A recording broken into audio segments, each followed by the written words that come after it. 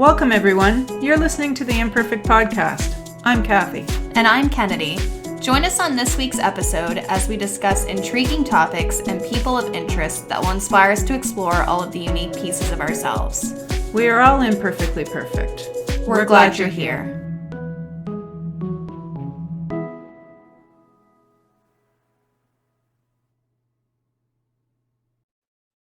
Hi, everyone. Hi, welcome back to the ImPerfect Podcast, episode 2, but kind of episode 1, because our first one was more an introduction on what we plan to talk about and who we are and why are we qualified, not qualified. Yeah, pretty much not qualified. But... Yeah, but that's what makes it perfect. Imperfectly perfect. It's strange to be public now. It's strange that people know that we have a podcast. It's been a bit of a weird experience to see people like and share our posts and to interact with our videos. And it's one of those things now, okay, well, we can't hide anymore. It's out there, it's in the open. People are expecting us to come back week to week to put out an episode. So yeah, it hasn't all been easy flowing. It's kind of like when you get your first bike, you're excited, you go to Canadian Tire with your folks, you pick it out, or my generation did anyway, never thinking too much about what it was going to be like when you got it home. And I think we all just kind of thought that it came naturally, and eventually it did, but we had to take the initiative to get on the bike and fall off the bike and get on the bike and fall off the bike. And then we get mad at the bike and put it away for a while. And then forgot we had it. Yeah. I forgot we had it for a bit. Yeah. Yeah. So it's kind of like the journey of life and also the journey of our podcast thus far. So here we are back up on the bike. So yeah, we were kind of, I think what initially, putting the bike back into the garage, so to speak, it was more so we were under the impression that putting out a podcast was maybe easier. It's not that it's hard. It's just skills that we're not used to doing. I think we both kind of thought, well, that looks like fun. Like we'll just order those headsets and the microphones and we just turn it on and plug it into the computer and here we go. But yeah, not quite so much. But yeah, it's also just an experience too. The first day that we posted that we have a podcast, I told my mom, okay, so you gotta share the post and you gotta share it to your stories. And she's like, yeah, I'm gonna need you to call me and tell me how to do that. That's a true story. Yeah. But yeah, so it's been interesting finally putting it out there and getting back on the saddle. Yeah, we needed to get out of our own way and just get on with it. And done is better than perfect. So that's kind of where we're hitting the mark. And back for round 2. Yeah, so, and I mean, naturally so, as humans, we're most comfortable being in a space where it's just routine and it's not out of the ordinary. And, humans just as a species, we like routine and comfort comes with complacency. Yeah, wow. Okay, I can't even say the word. But comfort comes with complacency. Yeah. And then that's kind of a slippery slope to, almost having given up on life. And, you kind of lose the joy and lose the little spark unless you really take initiative to make a point of including those things in your life. Right. Because we all have unique talents, and unless we use them, as a child, you have all these unique interests and hobbies and your imagination is just running wild, and unless we continue those things, we kind of lose them along the way and we get comfy. And yeah. I think of back in kindergarten when you did all the cool stuff, the finger paints and the making things with clay and all those sort of things, even before kindergarten. And nobody, we got nothing but positive praise from our parents, hopefully. Oh, that's awesome, even though we didn't really know what that was, but that's really good. And did you think about, what's this part over here? And people showed a real interest in our imperfect creations at that time. But as we get older, life happens and we fall into routines, and yeah, it can certainly bring us down in life. Well, the main point is we're all unique, and we were talking about it before we started the episode. Mom had brought up, do you know the fish story? And I was like, the fish story, what are you even saying? And we actually pulled it up. I want to read it really quick for you, because we feel it really applies. So it's a fable by George Ravis. I'm not sure exactly how his last name is pronounced, but the story goes like this. Once upon a time, the animals decided they must do something heroic to meet the problems of a new world. So they organized a school. They had adopted an activity curriculum consisting of running, climbing, swimming, and flying. To make it easier to administer the curriculum, all the animals took all the subjects. The duck was excellent in swimming, in fact, better than his instructor, but he made only passing grades in flying and was very poor in running. Since he was slow in running, he had to stay after school and also drop swimming in order to practice running. This was kept up until his webbed feet were badly worn and he was only average in swimming.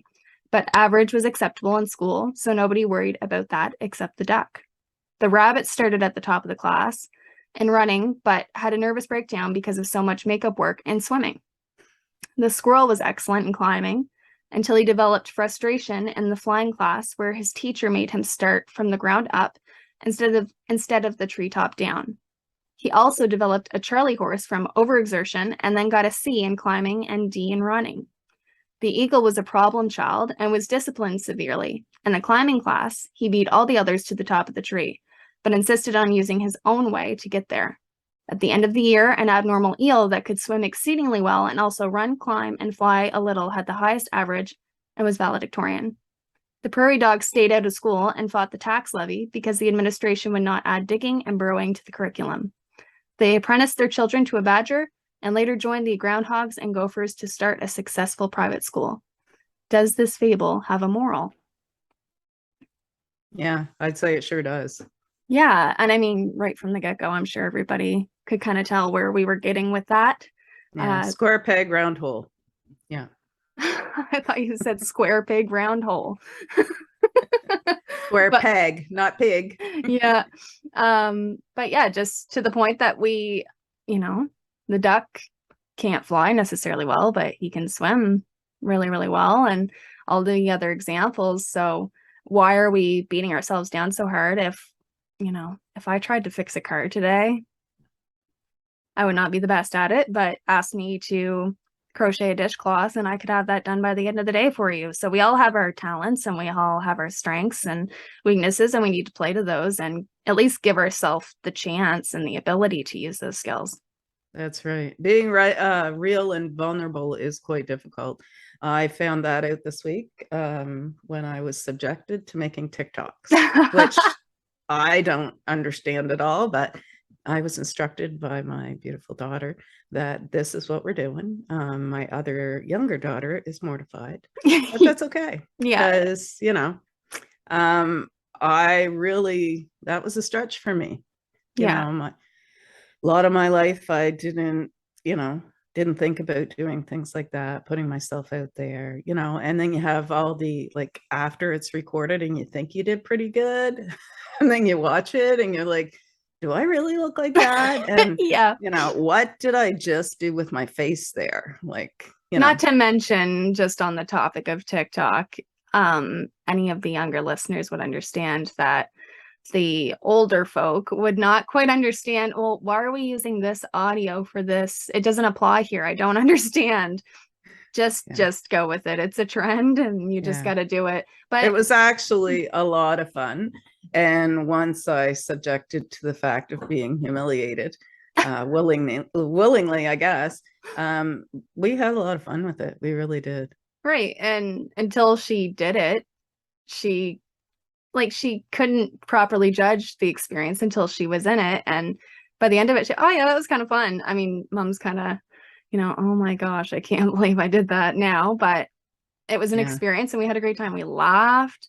Oh my gosh, we laughed. Yeah. Haven't had that much fun in quite a while together. So yeah. And I guess I just submitted to the fact that we couldn't succeed unless we actually got started and doing some of these things. And Kennedy's like, TikTok's where it's at, Ma. So That's what we're doing.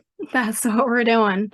That's what we did. Yeah. And I mean, the biggest thing is we're most concerned about how we appear to other people publicly, because we all put on these fake fronts. I mean, these fake fronts that make you feel, how do I word this?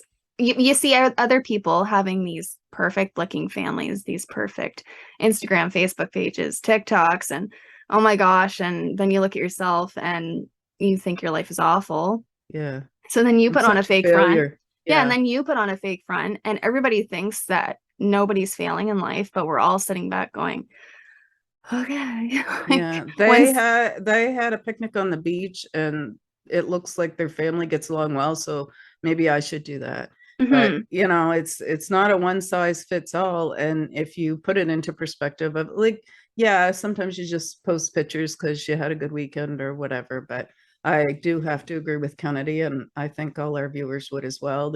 There's a large portion of social media that is set up for us to compare ourselves to others, and comparison is the thief of joy.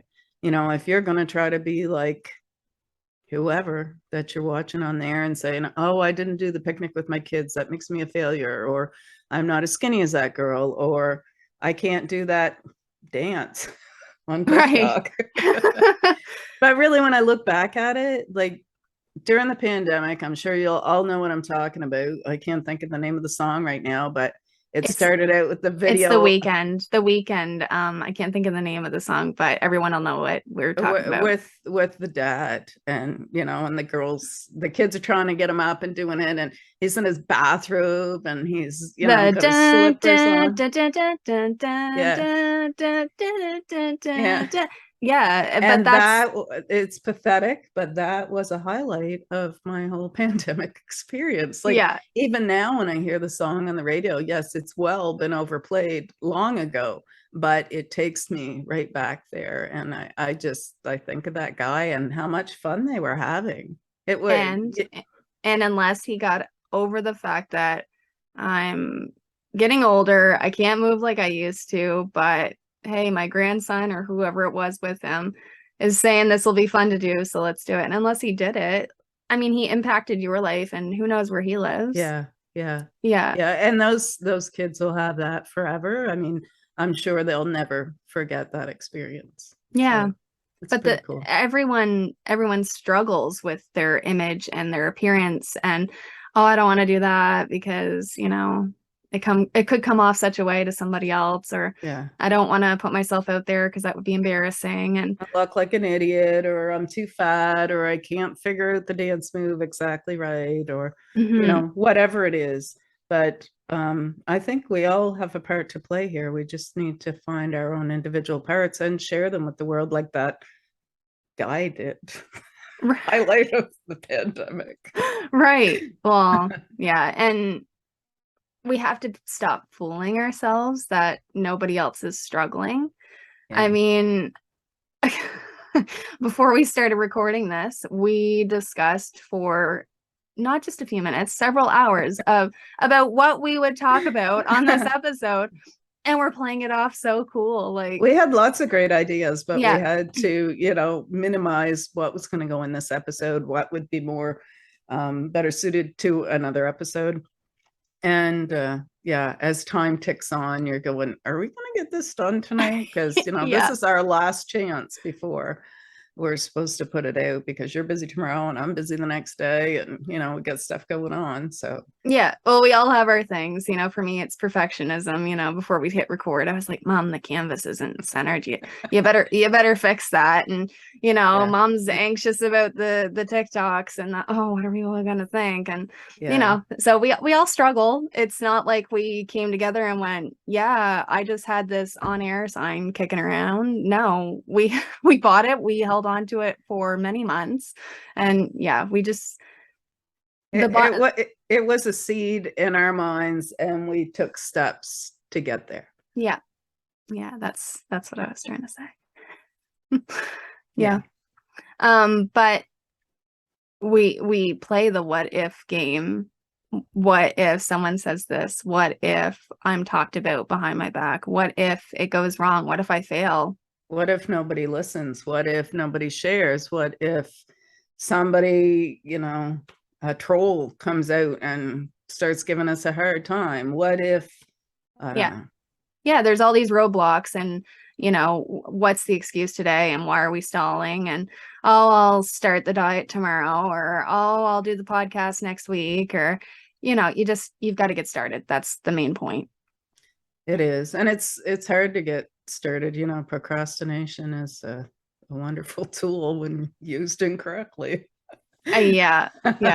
We all have different records that we play in our head of it's the repeated, revisited things. Everybody has their insecurities. Everybody plays the same things in their head, and well, not the same things, but I can't do it because I don't have time. I can't do it because I feel fake. I can't do it because my nose isn't I don't know what your excuse is. We all have our own excuses. We're challenging you to maybe look at a few of your own things that you got going on.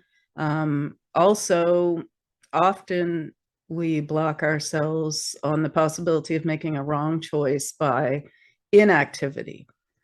So instead of stepping up and stepping out, I mean, often you see this in a case of, and it would be very easy to fall into with my new pursuits and studying. I mean, there's so much information. I'm interested in near all of it. Like, let's just study for life. But that would put me in a position where I didn't have to step out and exercise the skills I already had. And those skills are meant to help other people. So that was one of the main reasons I took the route that I did with the education that I'm getting now. It was super good for me, but I'm meant to share those and help other people as well. So I need to step up and go, okay, we're going to end it here. And, and then start something. Yeah. I gotta jump out of the nest at some point. Yeah. Yeah. We were talking beforehand about bite-sized chunks. There's no need to have a fully produced whatever painting. You don't have to learn that skill in 2 days. It takes time to build those skills. And a good example of that is actually a friend of mine and I decided recently that we were going to, well, I kind of told her, I was like, we're going to do this. And so she was involuntarily, signed up for it. And so on Monday mornings, I message her, good morning. And I say, so what's your goal this week? And we talked about it beforehand and about how it doesn't need to be complicated. It just needs to be something. And so last week, mine was I want to pick a format for the way I want to arrange picture frames on my wall in my living room. And although that seems stupid and takes 5 seconds for me, I've thought about doing that for years. So unless I take that little bite size, okay, that was my goal last week. And so then I spoke to my friend this week and I told her, well, I'm going to go buy the picture frames this week. That's my goal for this week. I could have done it all in one day, but that's difficult for me. So instead, we're going to, do little bite-sized pieces. And eventually I'm going to have a wall with the picture frames and the pictures that I want. And so I'm already that further ahead. You might think, oh, well, that'll take you 4 weeks and you could have done it in one day. Well, it's taken me years to even get to this point. So, right. Yeah. The bottom line is you just have to get started. I mean, little steps are bigger than no steps. And anybody who knows me knows I walk quite frequently just to get moving, to get everything going. For exercise, yes, but also the older I become, the more I realize it's about my own mental sanity as well. That gives me time by myself to, think or listen to music if I feel like it, or some brain candy on a podcast or what have you.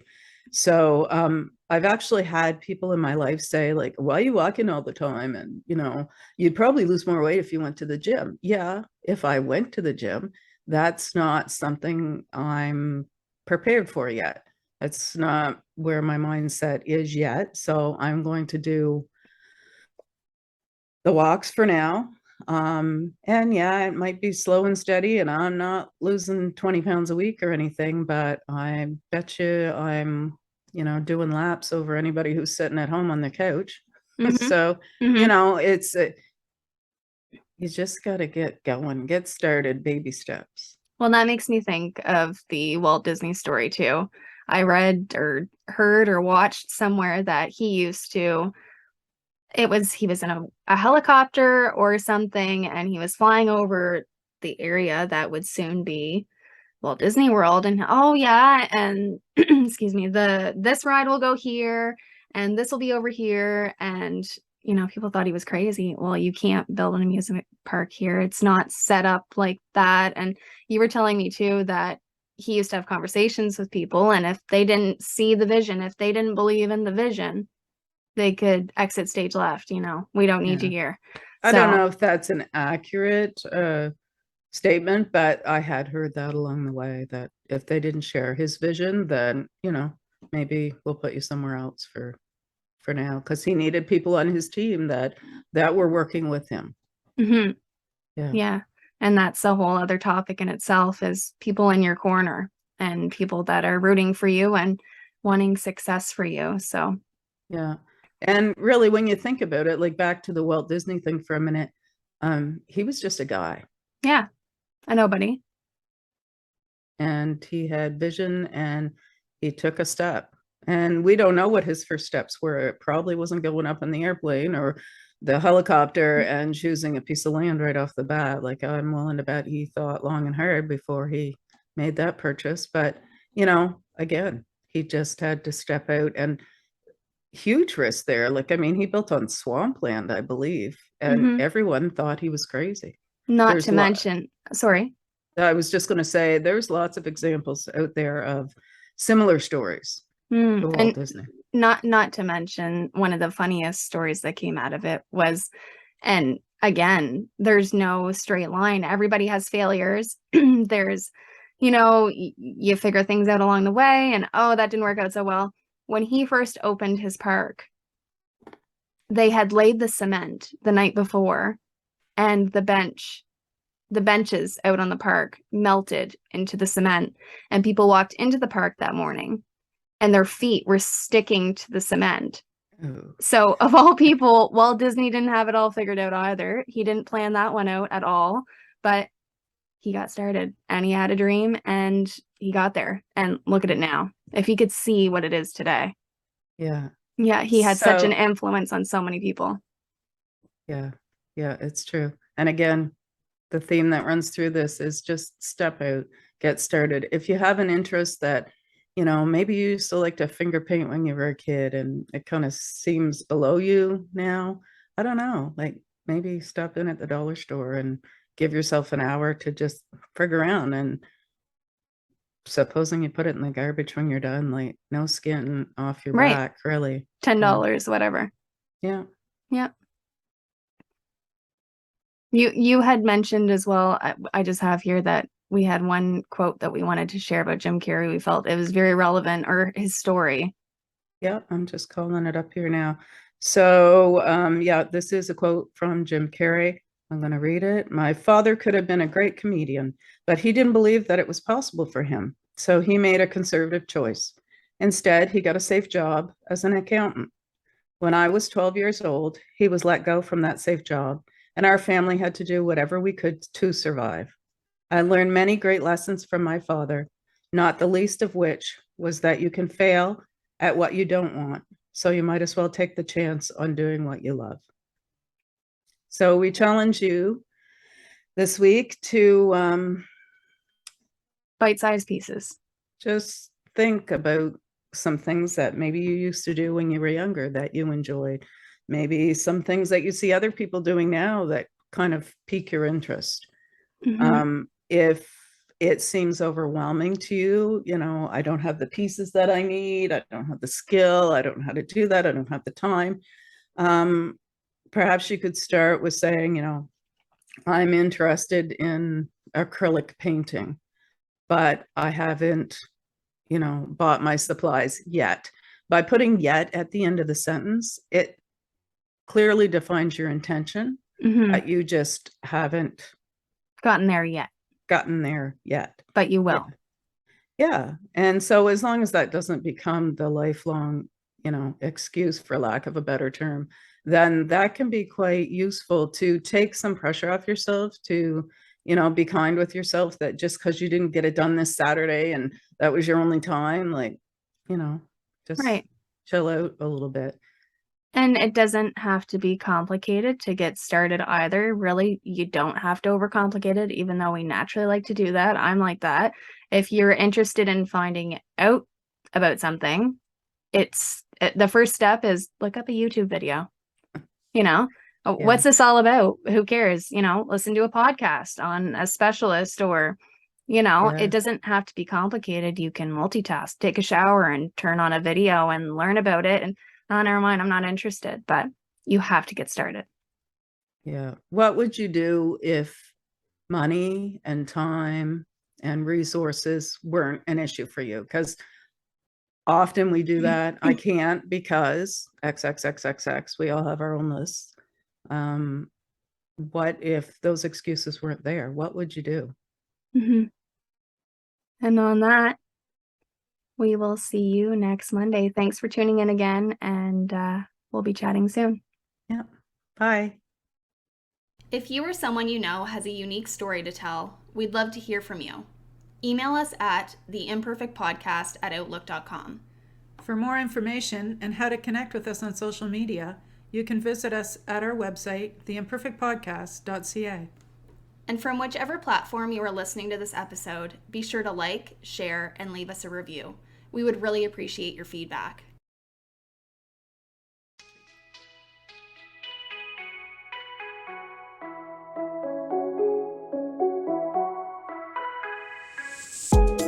Thank you so much for listening to today's episode. We look forward to hearing your feedback and seeing you all find that extra joy and embrace your own imperfect. See you next week.